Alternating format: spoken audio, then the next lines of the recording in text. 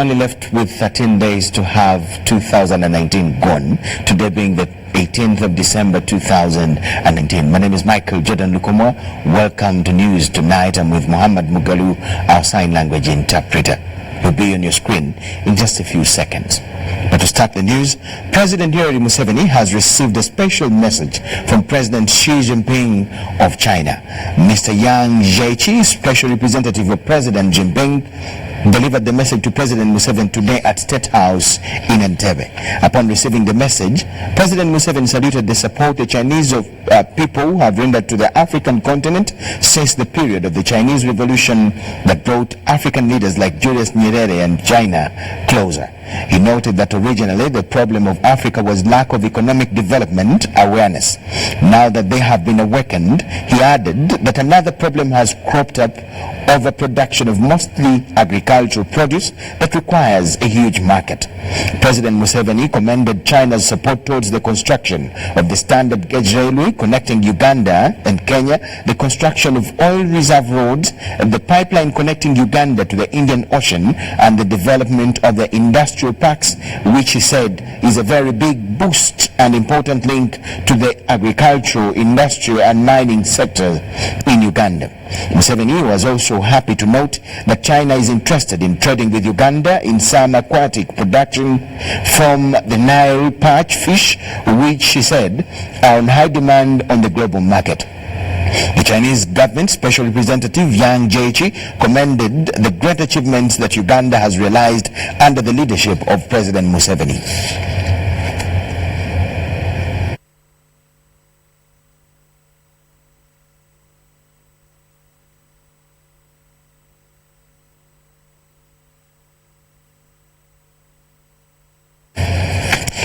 In more news, the Church of Uganda has initiated a foot pilgrimage to Muchwini in Kutgum district in remembrance of Archbishop Janan Luwum. Referred to as Africa's martyr of the 20th century, Janan Luwum was the Archbishop of the Church of Uganda from 1974 to 1977. Prime Minister Dr. Ruhakana Rugunda officiated at the foot pilgrimage launch ceremony held at Namirembe Cathedral, as we see in this report. And may the blessing of God Almighty, the Father, the Son, and the Holy Spirit be with you, the organizing committee, and those who will be working on the commemoration of God's servant, Janan Luwum, now and forever. On February 19, 1977, Archbishop Janan Luwum was martyred at Nakasero, Kampala, by the regime of the then President Idi Amin Dada. This foot pilgrimage, led by the Church of Uganda, is meant to evoke spiritual and historical milestones of his martyrdom. This is why we have sent out invitations to all Christian brothers and sisters through Uganda Joint Christian Council. The main purpose and importance of this foot pilgrimage is to evoke the spiritual and historical milestones of the searing martyrdom, grateful remembrance, and thanksgiving for the extraordinary life, martyrdom, and example of Janan Luwum, an opportunity for renewal and deepening of our faith. I want to thank the government of the Republic of Uganda, His Excellency the President, and the Parliament of Uganda for gazetting February 16th as a public holiday for us to celebrate Archbishop Janan Luwum Day and for always supporting its preparations. Prime Minister Dr. Ruhakana Rugunda, who launched the foot pilgrimage, expressed full solidarity and support for the initiative. He spoke highly about the late Archbishop for his spiritual contribution to the liberation struggle. On behalf of the government, to express full solidarity and support to what the Church has initiated, what the family has fully supported, and how this pilgrimage, starting from the cathedral or from Namirembe, where the Archbishop was staying, and eventually will end up in Muchwini. But I wanted to remind Ugandans that His Grace, Archbishop of Uganda, Janan Luwum, was martyred because of resisting dictatorship, tyranny, hatred, and bad governance that existed during that material time. He was a symbol of resistance and therefore a threat to the order of governance of the day. The Prime Minister, accompanied by a host of church leaders and members of Janan Luwum's family, made a symbolic walk from Namirembe Cathedral to Archbishop's Palace to reconstruct the martyrdom story. The pilgrimage will begin on 29 January 2020 at Namirembe and end on February 2020 in Mwichini in Kitugum District. Doreen Nasasra reporting for UBC News. Uganda People's Congress, that is the UPC, says it will represent a presidential candidate in the upcoming 2021 general elections. The party president Jimmy Akena says that he himself is willing to be the UPC flag bearer in the 2021 elections. He made the revelations during a media briefing at the UPC headquarters at Uganda House in Kampala. Unlike in 2016 general elections, where one of Uganda's oldest political party, UPC, failed to present a presidential candidate, come 2021, the party says they are ready to face it off for the race. Party President Jimmy Akenya says he now awaits the decision of the highest party organ, Central Executive Committee. I have offered myself for re-election as party president. That, according to our roadmap, will take place sometime in May of 2020. Now, it's that delegates conference which is going to set us forward into the election. How we're going to approach the election, what manifesto we're going to come up with to contest the elections, and how we're going to participate on that basis. So the decision is not an individual decision of Jimmy Akena, who is first seeking re-election. And then it is going to be the party organ, or essentially the supreme organ of the party, the delegates conference, which will set us forward. I am willing to serve my party in whatever capacity, and I respect the decisions of the party organs. So I am submitting myself to the delegates conference through the electoral process, and we'll take it from there.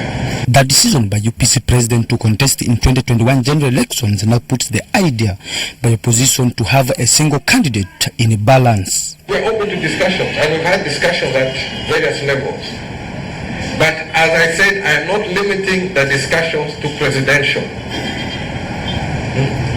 I am not limiting, because the law provides a mechanism. If you don't have 50+1 in the first round, you will go for second round. Now, even if you come together and you don't have 50+1, the election is over, whether you're together or not.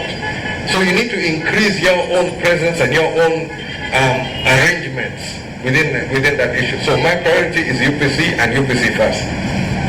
However, UPC for the last 5 years has been battling with the financial challenges arising from the fights within the party members, with some still in courts of law. We contested the 2016 elections with zero funding, and in fact there are members from there who went out of their way to block even the little money we had in the account, which is the case I mentioned in the commercial court. But despite those efforts, we have continued to operate.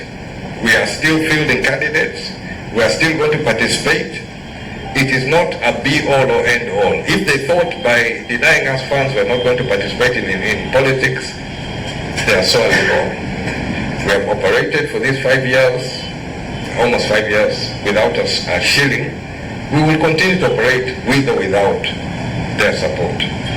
Mr. Akena, however, says he is against the idea of dissolving the inter-party political organization for dialogue, IPOD, as some political parties suggest.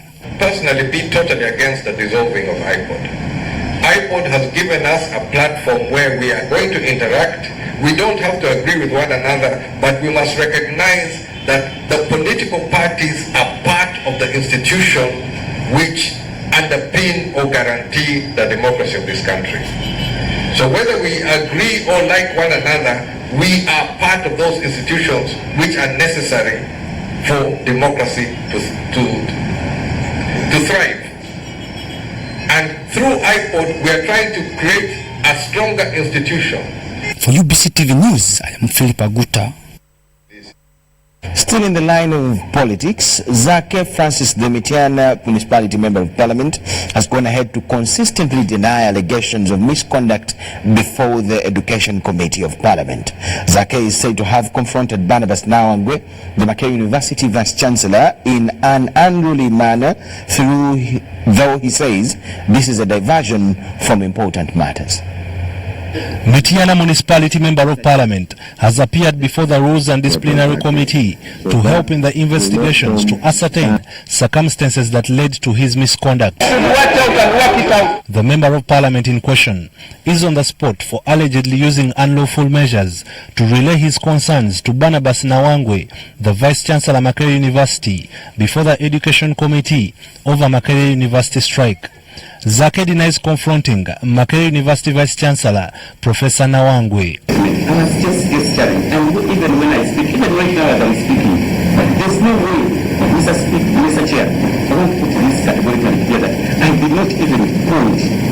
I was just gesturing like how I'm doing like this. Zake, however, presented more allegations in which the committee picked interest, among which include persistent threats to his life. One of the callers in verbatim, he told me that you leave Professor Nawangwe, or else you are a dead dog. I did not report this threats, Mr. Chair, anywhere because I am already in my second life. The same applies to the phone calls that you say you've received. You personally say you've taken no action about it.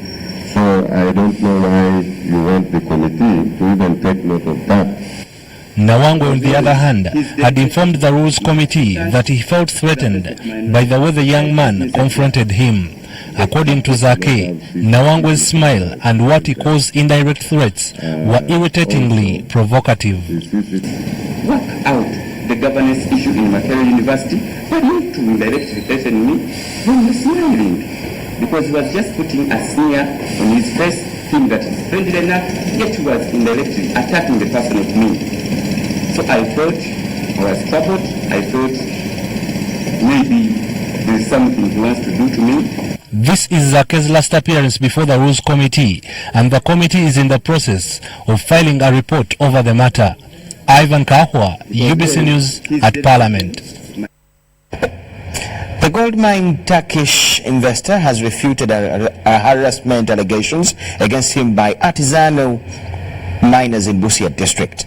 In an exclusive interview with the director of the small-scale mining company limited, Mustafa Sami, instead accuses the landlords, the miners and the mineral police for harassing his family.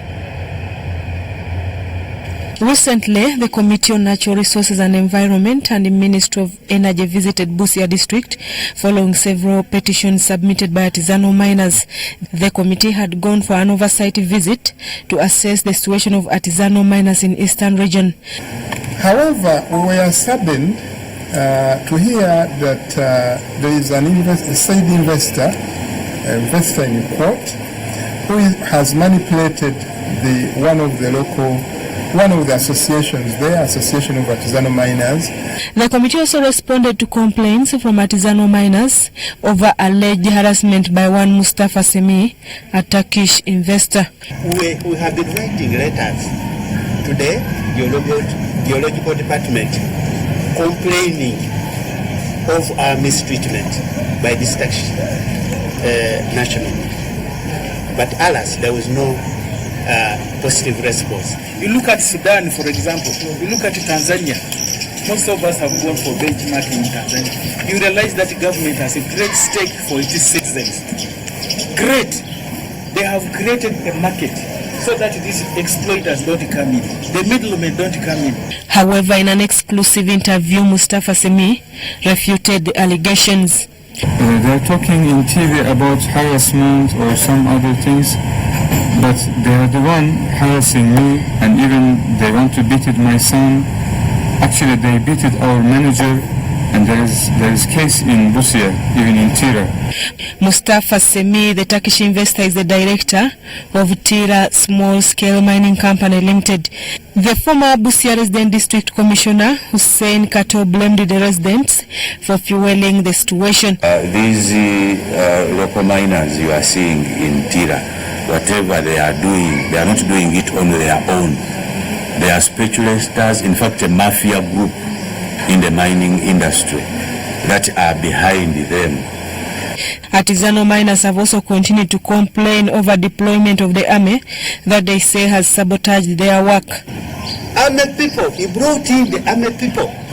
He deployed them in our mine location. Up to now, they are there. The District Security Committee took a decision, since the police was now involved, to deploy the army to protect the investor. The chairperson of the Parliamentary Committee on Natural Resources and Environment, Kefas Chiwanaka, challenged the government to expeditiously process the 2019 mining bill to streamline mining activities in the country. I am also promising on behalf of my committee that as soon as we receive it, we will expeditiously deal with it so that we can cover this lacuna. Mustafa Semi is said to have injected over $500 million in Tira mining site, which government could probably lose in form of revenue. Story compiled by Joseph Okou for UBC News. A Kampala pastor, Robert Kayanja, has emphasized the urgency of addressing the issue of drug abuse and addictions among the young people. According to Kayanja, addictions, including those to drugs, alcohol and sex, are raising out the young generation at all levels. Drugs are walking into our schools, our colleges, our institutions and homes, and parents are biting their nails. Not only that, alcohol is like a beverage. This vice of substance abuse and addiction is on the rise among the youth, both in the slums and at institutions of learning. This, according to Pastor Robert Kayanja, is mainly as a result of various factors that have to be checked, including poverty among the youth. It is systematic corruption. There is a lot of corruption in this country. We're no longer having people coming out with new ideas of creating jobs, with new ideas of mentoring people, with the new ideas of turning hard work into smart work. We don't see that. The church, through MADS companies, is creating employment opportunities to the youth through fashion and design. The company will interlink the youth with other Christian companies worldwide to share skills that will help them create new innovations. At the 2019 MADS Fashion and Design Expo, the participating youth received awards and other related prizes. Robert Bwaita compiled this report. Now, the Korean Federation of Community Credit Cooperatives has conducted a training program for mindset change on mitigating the challenges SACCOs face at the community level in Pijik district. The Smau Gongo in Korean model is equipping credit cooperative leadership with new skills to transform livelihoods of rural poor in 11 villages of Pijik district. SACCOs in Impiji district face significant managerial hurdles, including poor record keeping, leadership and broken management information systems. This affects the development of credit cooperatives at grassroots level. Put emphasis on training. We train the members to change their mindset. We are focusing on record keeping so that these cooperatives, these MGs are able to keep proper records of their transactions. They can assess their performance anytime they have updated records. To mitigate this, a training from Sameu Gimo leaders in record keeping and management has been organized by MG Korean Federation of Community Credit Cooperative at a National Farmers Leadership Center, Kampiling in the district. The arrangement for training our people in the mindset change. This enabled our people to effectively participate in development, community work. MG leaders because they are the ones who are involved in cash. When we are transacting business in their areas, we must keep records. Record keeping is key. Sameo Jimo is a Korean model, meaning new village banks, which empowers rural communities to eradicate poverty. That's in very many things. One, it helps us to change our mind. Korea and Uganda has helped me to develop, make friends, and also to learn how to use money. As we, the Gumugo members, I'm Bisamal Gumugo. So we're trying to learn how to compile these documents in a systematic way. I'm going to go back and use the information I've got and make sure that we have proper books of accounts. Economists argue that skills development, ideology change, and knowledge management is a prerequisite to the development of a vibrant and sustainable credit cooperative movement. Robert Bwaita compiled the research report.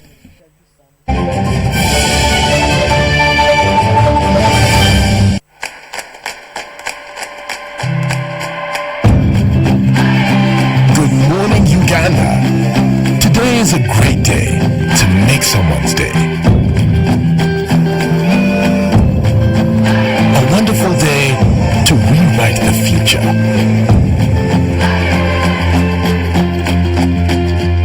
Today is a beautiful day to light up their world. A marvelous day to make a brand new start. The perfect day to make the world smaller.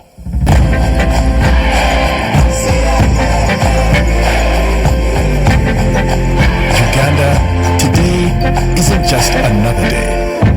Today is your day. Airtel Money, with you always. Airtel Money, instant, secure, borderless.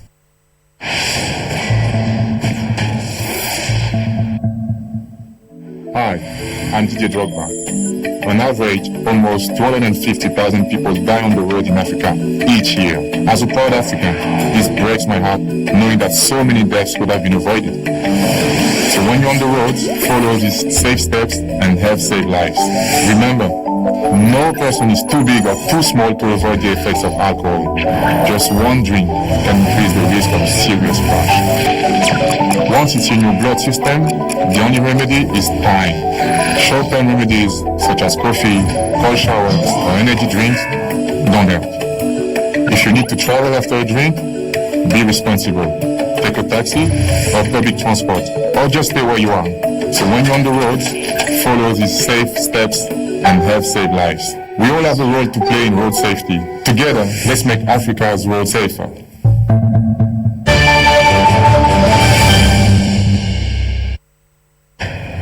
News tonight. Welcome to our business segment.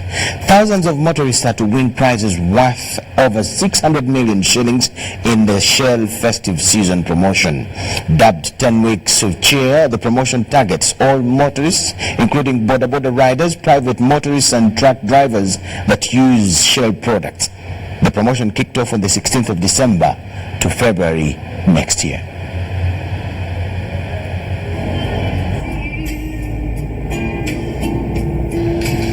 On a weekly basis, we're going to be rewarding 420 motorists with 50,000 worth of fuel and 420 riders with 15,000 worth of fuel on a weekly.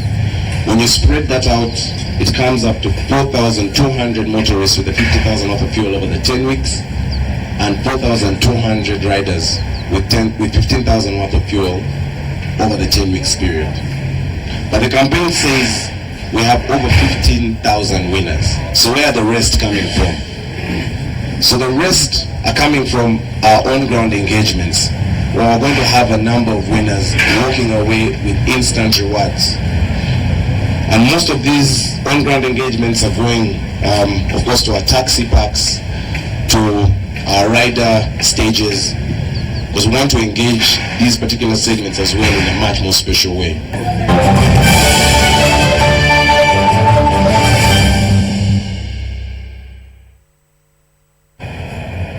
Thank you so much for watching and welcome now to our sports news.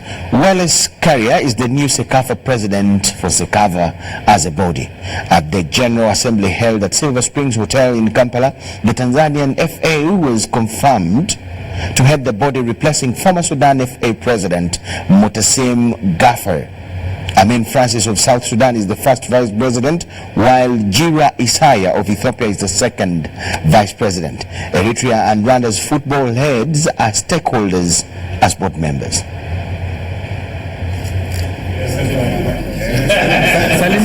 Donuts SECAFA, we got a new executive committee elected. Mr. Karia Wallace, who is the president of the Tanzania Federation, takes over the chairmanship. We as members of the CAF executive committee coming from this region of SECAFA definitely give them maximum support to make sure that they make reforms and make changes that will make SECAFA better. SECAFA used to get known because of organizing competitions. I'm very excited this year a number of competitions have been organized by SECAFA. We believe that with the new team, yes, there are challenges, but we'll give them the maximum support. And Uganda is one of the founder members of SECAFA, so we always give our best to support the organization. The national senior football team, that is the Cranes, have had their last training session ahead of the SECAFA Senior Challenge final game against Eritrea on slated for Thursday. Cranes defeated Tanzania 1-0 to make it to the finals, while Eritrea shocked Kenya 4-1 to book a place in the final at the Philip Omondi Stadium in Mugogo. Kenya, on the other hand, placed Tanzania for the third place.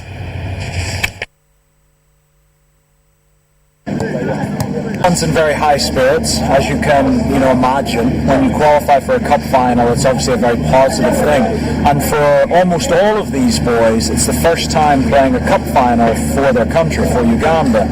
Obviously in Mutiaba we have someone who's been there and done it before in 2015, but for the other 19 this is a new experience for all of them. Some of them have had good success at club level, but this is a first at international level, so people are looking forward to the game. There's good energy amongst the group. Obviously there's one or two sore muscles and tired legs after what was a very tough game against Tanzania yesterday, but yeah, the players are in good spirits and we're looking forward to the game. Regardless of who wins tomorrow, I think it's fair to say that the Eritrean performance throughout the tournament would maybe, I don't know if there's an award for team of the tournament, or performance of the tournament, but really the Eritrean performance throughout has been remarkable and very, very good, and it's a credit to their players and their coaching staff. To date, Uganda, ourselves, are the only team to have beaten them. They obviously took 2 victories and a draw in the group stages, and then a very impressive victory in the semi-final over Kenya. So we know, yes, we won 2-0 in the group stage, but we know tomorrow's a very different game. Our opponents will be giving absolutely everything to get a result, as will we. And we just have to make sure we're at our best, because we know Eritrea can cause us problems if we're...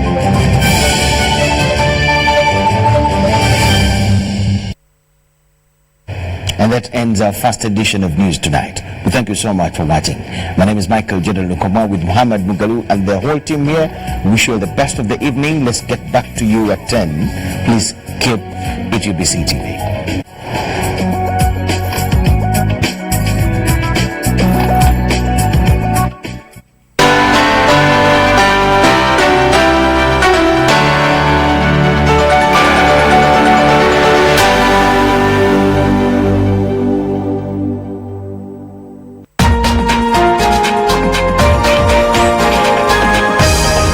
Weekend on UBC. He is radical, innovative, anointed, and a very good man of God. He speaks and you feel like you want to believe whatever comes out of his mouth. Sometimes you come to regret when you see things that are happening to church, when people turn church into clubs. When you go to church and you hear a pastor is telling people to go to America